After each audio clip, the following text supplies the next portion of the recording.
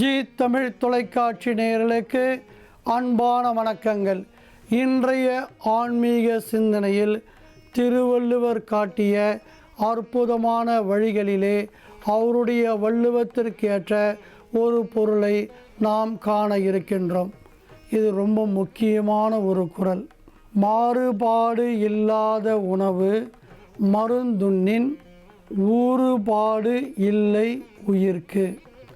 இதற்கு வள்ளுவர் என்ன சொல்கின்றார் என்றால், நம்முடைய உடம்புக்கு எந்தெந்த உணவுலாம் ஏற்றுக்குமோ அந்தந்த உணவுகளை மட்டும் கொஞ்சமாக சாப்பிட்டுட்டு வந்தால் நம்ம உயிருக்கு எந்த ஆபத்துமே ஏற்படாது. ரொம்ப அருமையான வார்த்தைகள். இதுதான் இன்றைக்கி நடைமுறையில் பெரிய பிரச்சனையாகவே இருக்குது. ஏன்னா இந்த உணவு முறைகளில் கட்டுப்பாடுகளை எடுத்துன்னு வர்றதுன்றது நம்மளால் இயலாத ஒரு செயலாக இருக்குது. ஏதோ பிளட்டோ ஏதோ சுகரோ சால்ட்டோ நம்ம உடம்புக்கு வந்துட்டால் அந்த நேரத்தில் தான் நாம் நம்மளுடைய கட்டுப்பாட்டுக்கு எடுத்துன்னு வரமே தவிர, இதெல்லாம் வராமல் தவிர்க்கணும்னு இளமையில் எந்த பாதுகாப்பான உணவு முறைகளையும் நாம் மேற்கொள்கிறதே கிடையாது. அந்த பருவத்தில் இதெல்லாம் போய் நம்மளுக்கு சாத்தியமா? நம்ம பரம்பரைக்கு சுகர் கிடையாது, நம்மளுக்கு மட்டும் வந்துட போதா இப்படின்ற எண்ணங்கள் ஆழ பதிந்தறதால இஷ்டத்துக்கு சாப்பிட்டுட்டு பின்னால் கஷ்டப்படுற ஆளுங்களை நிறைய பேர் பார்க்குறோம். வியாதி வந்தவுடனே உணவு கட்டுப்பாட்டுக்குள்ளே வரவங்க தான் 99% பேர்.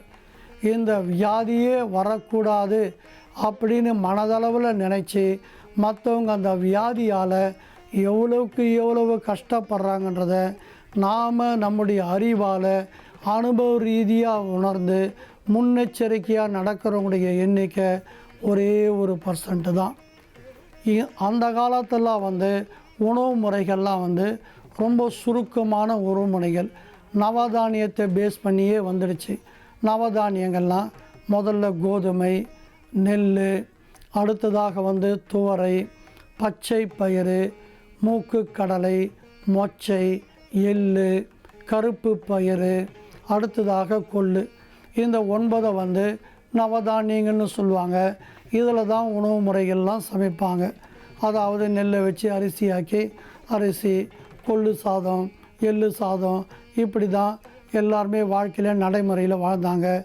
இதுக்கு ஒரு தெய்வத்தை கொஞ்சம் முயற்சி பண்ணி, நவகிரகங்களுக்கு இதெல்லாம் பிடிக்கும், திங்கக்கிழமைனா இதை சாப்பிடு, செவ்வாய்க்கிழமைனா இதை சாப்பிடுன்னு சொல்லிட்டு நம்ம உடம்புக்கு தேவையான வைட்டமினெல்லாம் ஒரு பக்தியோடு சேர்த்து கலந்து வச்சதால் ஜனங்களும் ஏதோ சாமி குத்தம் ஆகிட்டோன்னு நல்ல வைட்டமின் உணவாக சாப்பிட்டுன்னு வந்தாங்க. அடுத்ததாக அறுசுவைகள்னு சொல்லுவாங்க. உவர்ப்பு, துவர்ப்பு, இனிப்பு, கசப்பு, இப்படின்னு 6 சுவைகளை வச்சு 6 நாளைக்கு இதை வச்சுட்டு ஒரு நாளை எம்டியாக விட்டுடுப்பா, எதையுமே சாப்பிடாத அப்படின்னு சொல்லி மருத்துவ ரீதியாக 1000 ஆண்டுகளாக அறிவுரைகள்லாம் சொல்லின்னு வந்தாங்க. மருந்தே உணவு, உணவே மருந்துன்றத ஒரு சாமியை வச்சு பயமுறுத்தி, இல்லைன்னா இந்தந்த செட்டில் இப்படி இருக்கணும்னு சொல்லிட்டு ரொம்ப அருமையாக ஒரு வழிமுறையில் வச்சாங்க. காலப்போக்கத்தில் இந்த ஃபாஸ்ட்டான உலகத்தில் ஃபாஸ்ட்டு ஃபுட்டுக்கு நம்ம வந்துட்டோன்னே எதையோ சாப்பிட்டுட்டு வேலைக்கு போன நேரம் ஆச்சுன்னு சொல்லிவிட்டு ஃப்ரிட்ஜில் 30 நாளைக்கு முன்னே அரைச்சி வச்ச மாவை டெய்லி தோசை, இட்லி போட்டு சாப்பிட்டுட்டு ஆம்படியானும் வேலைக்கு போகணும், பொண்டாட்டிக்கும் வேலைக்கு போகணும். அந்த டைமில் மாவாட்டின்னு இருந்தால் நம்ம குடும்பத்தை யார் காப்பாற்றுறது? அதனால் மொத்தமாக மாவு அரைச்சி ஃப்ரிட்ஜில் வச்சுருவாங்க. டெய்லி கொஞ்சமாக ஊற்றி சாப்பிடுவாங்க. அடுத்ததாக அதே போல் தான் எல்லா ஐட்டங்களையும் சட்னி 10 நாளைக்கு ஒரே சட்னி தான் ஃப்ரிட்ஜில் இருக்கும். அதே மாதிரி தொக்கு, இந்த ஊறுகாய் எல்லாமே வாங்கி ஃப்ரிட்ஜில் வச்சுடுவாங்க. ஃப்ரிட்ஜெல்லாம் எதுக்காக தெரியுமா பயன்படுத்தினாங்க? இந்த மருந்து, இந்த வகைகளெல்லாம் பாதுகாக்கிறது தான் ஃப்ரிட்ஜெல்லாம் முன்னெல்லாம் பயன்படுத்தினாங்க. இன்றைக்கி சோத்து மூட்டை அடுக்கிற குடோனாக மாறிடுச்சு. எல்லாமே செய்து உள்ளே நல்லா அடுக்கி வச்சுட்டு வாரத்துக்கு ஒரு நாள் தான் சமைக்கிறது. மீதெல்லாம் இதில் இருக்கிறதே வச்சு அட்ஜஸ்ட் பண்ணி சாப்பிட்றாங்க. அறிவியல் பூர்வமாக நவீன கண்டுபிடிப்புகளை ஃப்ரிட்ஜில் வச்சு சாப்பிட்றதால ஏகப்பட்ட வியாதிகளும் சைடு எஃபெக்ட்டுகளும் வருதுன்னு ஆராய்ச்சி பூர்வமாக நிரூபணம் பண்ணியிருக்காங்க. ஆனால் அந்த காலத்தில் ஆர்கானிக் மெத்தடு அப்படியே போவாங்க, 2 முருங்கை மரம் இருக்கும், முருங்கைக்காய் பறிப்பாங்க, வீட்டில் தந்து போட்டு முருங்கீரையை போடுவாங்க. அப்படி போனான்னா பாவக்காய் இருக்கும், இப்படி போனான்னா அவரைக்காய் இருக்கும். இங்கெல்லாம் போய் எங்கே தேடுறது? எங்கே சுற்றினாலும் பெரிய பெரிய பில்டிங் தான் இருக்குது, அதில் குரோட்டன் செடி தான் இருக்குது, அதுலேயும் பிளாஸ்டிக் செடி ரொம்ப ரொம்ப ஜாஸ்தியாக இருக்குது. எங்கே போய் பறிக்கிறது? அதெல்லாம் இன்றைக்கி நடைமுறை சாத்தியம் இல்லைனாலும் ஓரளவுக்காவது 2 நாளைக்கு ஒரு தடவையாவது மார்க்கெட்டுக்கு போயிட்டு நல்ல ஃப்ரெஷ்ஷான காய்கறிகளை வாங்கி நாம் சமைக்க பழகி கொள்ளணும். விஷயம் எப்படிலாம் மாறிச்சு பாருங்கள். அந்த காலத்தில் சமைக்கிறதே ஒரு வேலையாக இருந்துச்சு. இன்றைக்கி சமையலை பழகிறதுக்கு ஒவ்வொரு சேனலை திருப்பினாலும் இந்த சாப்பாடு சொல்லிக் கொடுக்குற ப்ரோக்ராம் இல்லாத ஒரு சேனலை கூட நீங்கள் பார்க்கவே முடியாது. ஏன்னா நடைமுறையில் யாருக்குமே சமைக்க தெரியல. சமைக்க தெரிஞ்ச 4 பேர் சேனலில் வந்து நம்மளை கற்றுக் கொடுத்துட்டு போயிடறாங்க. இதுதான் நடைமுறை உண்மை. இது இல்லாமல் ரெடிமேடாக நிறைய ஐட்டங்கள்லாம் வந்துடுது. ரெடிமேடாக புளி சாதம், ரெடிமேடு எலுமிச்சை சாதம், நோவாமல் நோம்பு கும்பிட்றது. நோம்பு அன்றைக்கி கூட இதை தான் செய்கிறாங்க. அன்றைக்காவது ஒரு நாள் கஷ்டப்பட்டு செய்தானா பரவாயில்ல, நோம்பை கூட நோவாமல் ரெடி மிக்ஸை வாங்கி கலந்துட்டு அதே பிரசாதமாக சாமிக்கு வச்சு கும்பிட்டுட்டு வந்துடுறாங்க. இதைத்தான் வள்ளுவர் மிக ஆணித்தரமாக கண்டிக்கிறார். அதையும் உயிருக்கு சம்பந்த பற்றி பேசுகிறார் பாருங்கள். நீ உன்னுடைய உணவு முறையில், உன்னுடைய உடம்புக்கு ஏற்ற உணவு முறையில் மட்டும்தான் நீ சாப்பிட்ணும். தேவையில்லாத உணவு முறைகளெல்லாம் நீ சாப்பிடவே கூடாதுன்னு. சிலரெல்லாம் இந்த கல்யாணத்துக்கு போவாங்க, காஞ்ச மாடு வைக்கோல் பொருளை போந்த மாதிரி, ஏதோ கிடைக்காத பொருள்லாம் கிடைச்சா மாதிரி இஷ்டத்துக்கு போட்டு உடம்புக்கு நல்ல சுகர் 400 இருக்கும், 5-6 ஸ்வீட்டை போட்டு சாப்பிட்டுட்டு வந்துட்டு அந்த 2 லட்டு எக்ஸ்ட்ரா சாப்பிட்டு 2 வாரம் ஆஸ்பத்திரியில் 10 கிடைப்பாங்க. இதெல்லாம் கண்டிக்கத்தக்கதுன்னு வள்ளுவர் சொல்கிறாரு. இவருக்கு சுகர் வர்றது, இந்த சால்ட்டு வரதெல்லாம் எப்படி தெரியும்னு வள்ளுவருக்கு தெரியவே இல்லை. அப்பயே கண்டுபிடிச்சி அழகாக சொல்லிட்டாரு. உடம்புக்கு ஒத்துக்கொள்ளாததை சாப்பிட்டேன்னா உன்னுடைய உயிருக்கே ஆபத்து வரும்னு பெரிய குண்டா தூக்கி போட்டார். ஆனால் நம்ம ஆளுங்கெல்லாம் இதை மதிக்கிற மாதிரியே தெரில, ஆர்கானிக் பக்கம் திரும்புகிற மாதிரியே தெரில. ஒரு சாக்லேட் எடுத்தா அதில் 100 வெரைட்டி வருது, பிஸ்கட் எடுத்தா அதில் 1008 ஃப்ளவர்ஸ் வருது, அதே மாதிரி கூல்ட்ரிங்க்ஸ் எடுத்தா என்ன வேணுமோ எல்லாமே டிசைனாக வருது. கூட இந்த பீச்சா என்னென்னவோ சொல்கிறாங்க பேரெல்லாம், எதுவுமே சத்தானது ஒன்றுமே கிடையாது. கெமிக்கல் ஐட்டங்களை நிறைய கலந்து நாம் நம்முடைய வாழ்க்கையான அழிச்சுக்கிறது மட்டும் இல்லாமல் வருங்கால சந்ததியும் சேர்த்து நாம் கெடுத்து குட்டிச்சவராக்கிறோம். கருவுற்ற தாய்மார்களெல்லாம் அந்த காலத்தில் பத்தியம்னு ஒன்று இருப்பாங்க. அந்த 5வது மாதமே ஸ்டார்ட் ஆகிடும். அந்த அம்மாவுக்கு எது பிடிக்குதோ அதெல்லாம் கொடுக்குறதில்ல. இந்த பத்திய சாப்பாடையே கொடுத்து உள்ளுகிற குழந்தைக்கு எந்த விதமான நோய் நொடிகளை மண்டாமல் நோய் எதிர்ப்பு சக்தி வரா மாதிரி அற்புதமாக செய்வாங்க. அந்த அம்மாவுக்கு பிடிச்ச உணவெல்லாம் ஒரு 5வது மாதம் பூச்சூட்டெல்லாம் அதெல்லாம் வைப்பாங்க. அப்போ அந்த பொண்ணுக்கு என்னென்ன பிடிக்குதோ அதெல்லாம் சமைச்சு கொடுத்துட்டு அத்தோடு கண்ட்ரோல் பண்ணி பிளாக் பண்ணிவிடுவாங்க. அதுக்கு பின்னால் வந்து ரொம்ப கேர் எடுத்து இந்த பத்திய சாப்பாடையே போட்டுன்னு வருவாங்க. உள்ளே பெற்றதுக்கு அப்புறமாவும் பால் ஊட்டுறது நிற்கிற ஊரில் கூட இந்த பத்திய சாப்பாடு தான். இன்றைக்கெல்லாம் அதெல்லாம் நினச்சி கூட பார்க்க முடியாது நம்மளால். ஏன்னா பால் கொடுக்கறதே பெரிய ஒரு இழிவாகும், அழகு போயிடும்ன்ற காரணத்தால் அவங்கவுங்க இதை மறுக்கிறதெல்லாம் நாம் அன்றாட செய்திகள்லையும் நடைமுறையிலையும் நம்ம பார்க்க ஆரம்பிச்சிட்டோம். அதனால் வள்ளுவர் சொன்னது போல் நாம் நம்முடைய உணவு முறைகளை கட்டுப்படுத்தினால் உயிருக்கு எந்த பிரச்சனையுமே வராது. இந்த காலேஜுக்கு போகிற பொண்ணுங்க அடிக்கிற லூட்டி தாங்கவே முடியாது. ஸ்லிம்மாக இருக்கணும், இப்படி இருக்கணும், அப்படி இருக்கணும்னு சொல்லிட்டு காலையில் ஒரு இட்லி சாப்பிட்றது, மத்தியானம் தம்மா துண்டு சாப்பாடு சாப்பிட்றது, நைட்டில் எதுவுமே சாப்பாடாமல் படுக்கிறது, 10 பேர் நம்மளை பார்த்து போகணும், உடம்பு ஸ்லிம்மாக இருக்கணும்னு இவங்க பாட்டு இவங்க இஷ்டம் இருந்துட்டு புல்ல பெக்கும்போது கணவருக்கும் தொல்லை, மாமனார் மாமியாருக்கும் தொல்லை, பெற்றவங்களுக்கும் தொல்லை. டாக்டர் வந்து ஒரே வார்த்தையில் சொல்லிட்டு போயிடுவார், குழந்தையை காப்பாற்ற முடியலன்னா அம்மாவை காப்பாற்ற முடியும், அம்மாவை காப்பாற்ற முடிஞ்சால் குழந்தையை காப்பாற்ற முடியாது. இதெல்லாம் தேவையா? இளமை காலங்களில் நல்லா சாப்பிட்ணும், போஷக்கான உணவுகளை சாப்பிட்ணும். அதனால தான் மற்றவங்களுக்கு பிரச்சனை இல்லாத இருக்க முடியும். கடைசி காலகட்டத்தில் நம்ம வேலையை நாமளே செய்துக்க முடியும். இல்லை மற்றடைய துணைக்காக 50 வயசு 55 வயசுலேயே ஈத்தை எடுக்கிறதுக்கு ஒரு ஆள், அதை பிடிக்கிறதுக்கு ஒரு ஆளுன்னு நம்முடைய உடல்கள்லாம் தளர்ச்சி ஆகிடும். அதனால் பேரம்பேத்தி நம்மளை எரிஞ்சு விழுவான், மரும் பொண்ணு எரிஞ்சு விழும். இத்தகைய செயல்களை எல்லாம் தவிர்க்க வேண்டும் என்றால் வள்ளுவர் காட்டியது போல் உடம்புக்கேற்ற உணவை உண வேண்டும், அதுவும் குறைச்சலாக சாப்பிட வேண்டும். இதே போல் தான் டெய்லி நான் பஸ்ஸில் அலுவலகத்துக்கு போகும்போது ஒரு காலேஜ் பொண்ணு அதே பஸ்லேயே வரும்போது ஒரு மூக்குப்பொடி டப்பா வச்சு நின்றுச்சு. என்ன பப்ளிக்காக அந்த பொண்ணு மூக்குப்பொடி டப்பா வச்சுருந்துச்சின்னு சொல்லிட்டு சரி மனசு தாங்காமல், என்னம்மா மூக்குப்பொடிலாம் இந்த வயசில் போடுறிய, இதெல்லாம் நல்லா இருக்குமா, அதுவும் அந்த பொடி டப்பாவை பப்ளிக்காக எடுத்துன்னு வரையேன்னு கேட்டேன். அதுக்கு அந்த பொண்ணு சொல்லுது, அங்கிள் இதுதான் என்னுடைய மத்தியானம் லஞ்சே, இதில் தான் நான் எடுத்துன்னு போகிறேன்னு. இப்பேற்பட்ட ஆட்கள்லாம் இந்த கலியுகத்தில் உடம்பை மெயின்டைன் பண்ணுறேன்னு சொல்லிட்டு தன்னுடைய ஆரோக்கியத்தை சுத்தமாக விட்டுடுறாங்க. இதனால் குடும்பத்தாருக்கும் பேஜாரு, மாமியார் வீட்டுக்கும் பேஜாரு. பிறக்கின்ற குழந்தைகளுக்கு குறிப்பாக நோய் எதிர்ப்பு சக்தி ரொம்ப ரொம்ப குறைஞ்சி 7 வயசுலேயே சுகர் வரணும் பார்க்குறோம், 3 வயசுலேயே சுகர் வர குழந்தைகளை பார்க்குறோம், 10 வயசில் சோடா புட்டி கண்ணாடி போட்டுன்னு அவன் சுற்றுறதெல்லாம் பார்க்குறோம். இதுக்கெல்லாம் காரணம் குழந்தைகளோ குழந்தை பிறந்த ஜாதகமெல்லாம் காரணமே கிடையாது. நீங்கள் உண்கின்ற உணவு முறைகள் சரியில்லாததால், தாயார்கள் உண்கின்ற உணவு முறைகள் சரியில்லாததால் உங்களுடைய ஒரு ஜெனரேஷன் மட்டும் இல்லை, அதுக்கு பிறக்கிற பேரன் பேத்தி அடுத்த தலைமுறை எல்லாருக்குமே நீங்கள் உங்களுடைய சுகத்துக்காக உங்களுடைய அழகை மெயின்டைன் பண்ணுறதுக்காக வர சந்ததிக்கெல்லாம் நீங்கள் சூனியம் வச்சுட்டு போகிறீங்க. இதுதான் உண்மையான வார்த்தைகள்.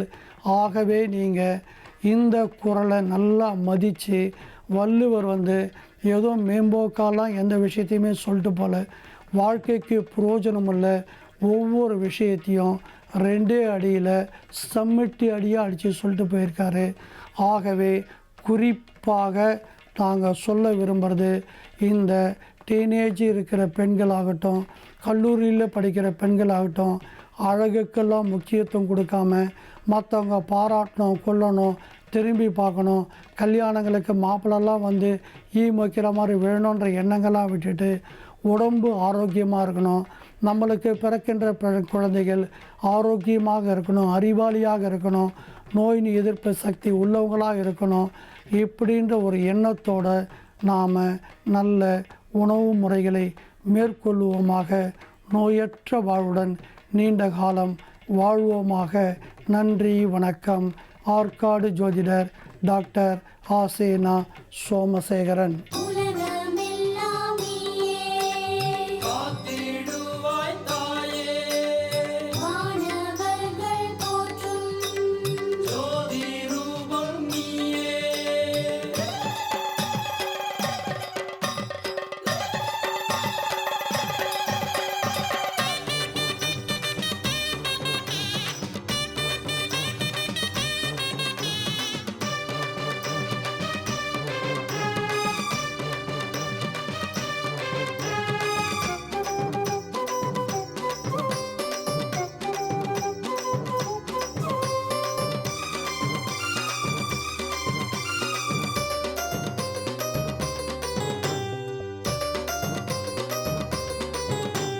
மாறி மாறி தாயே கருமாறி, மாறி மாறி எங்கும் உருமாறி,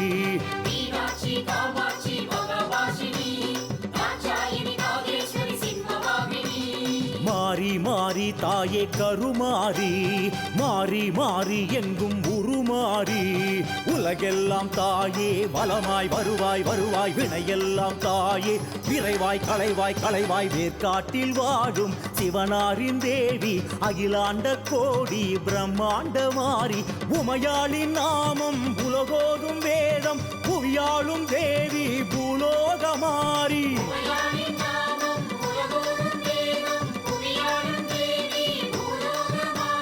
மாறி மாறி தாயே கருமாறி, மாறி மாறி எங்கும் உருமாறி.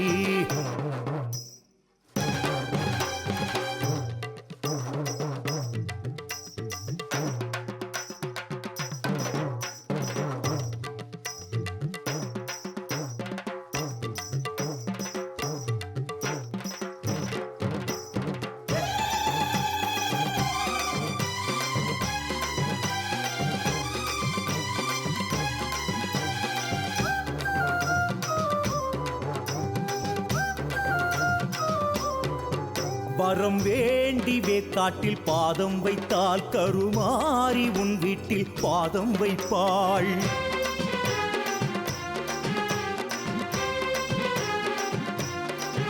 கருவேண்டி கருமாறி பேரை சொன்னால் கருவாகி கருமாறி தானே நிற்பாள்.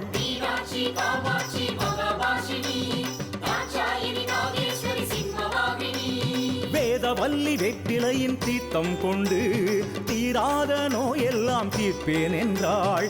காளி திரி சூலி மகமாயி உனையே கண்டால் குறை இங்கே இனி ஏதுமில்லையே. கண்ணில் உந்தன் ஜோதி ரூபம் கண்டால் தீரும் பாவம் யாவும். மாறி மாறி தாயே கருமாறி மாறி மாறி எங்கும் உருமாறி தாயே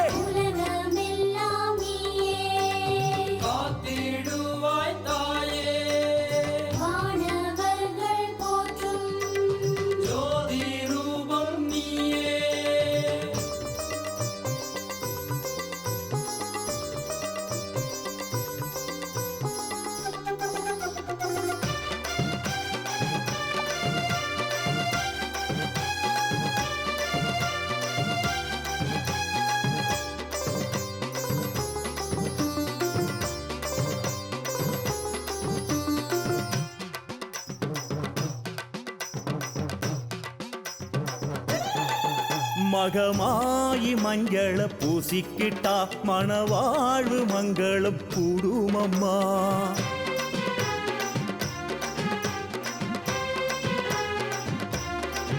மீனாட்சி குங்குமம் சூடிக்கிட்டா 16 செல்வமும் சேருமம்மா.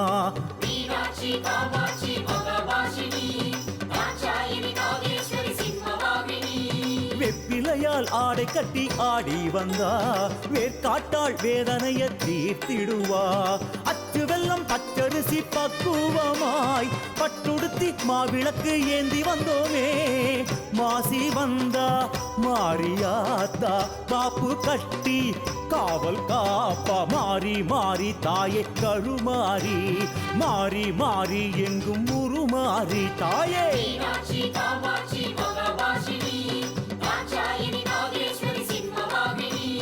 மாறி மாறி தாயே கருமாறி மாறி மாறி எங்கும் உருமாறி.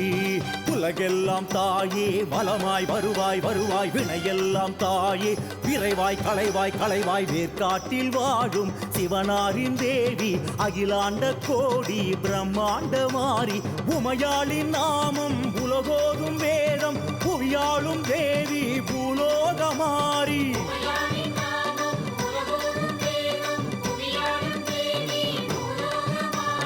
மாறி மாறி தாயே கருமாறி மாறி மாறி எங்கும் உருமாறி.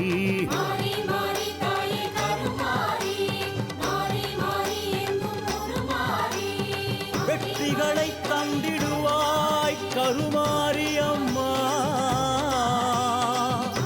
மண்டலக்கும் தாயே கருமாரி அம்மா.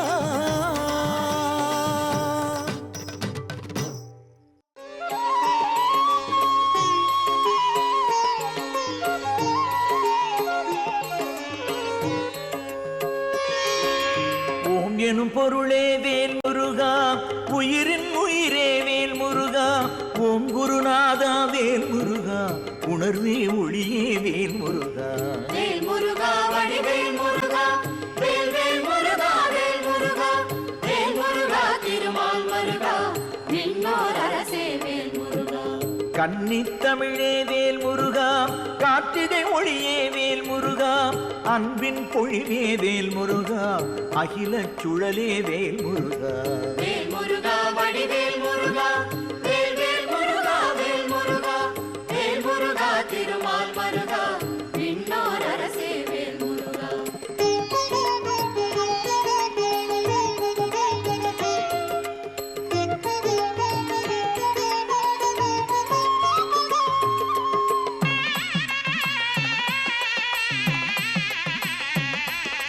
சரவணபவனே வேல் முருகா ஷண்முக கனியே வேல் முருகா. அரசிவசுதனே வேல் முருகா ஐவேல் அரசே வேல் முருகா. வேல் முருகா வடிவேல் முருகா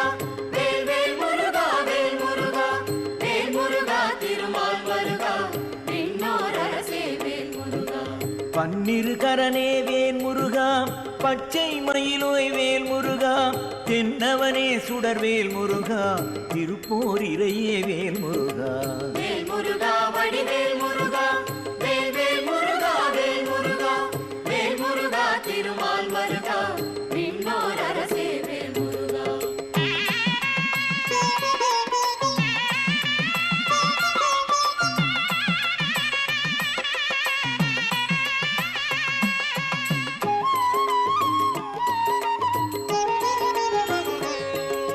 யோகானந்தனே வேல் முருகா யுவநாயகனே வேல் முருகா தேகானந்தனே வேல் முருகா சிவதேசிகனே வேல் முருகா வேல் முருகா வடிவேல் முருகா வேல் வேல் முருகா வேல் முருகா வேல் முருகா திருமால் மருகா விண்ணோர் அரசே வேல் முருகா சுரபூபதியே வேல் முருகா சுந்தர ரூபா வேல் முருகா சிரகிரி வேலா வேல் முருகா செங்கோட்டரசே வேல்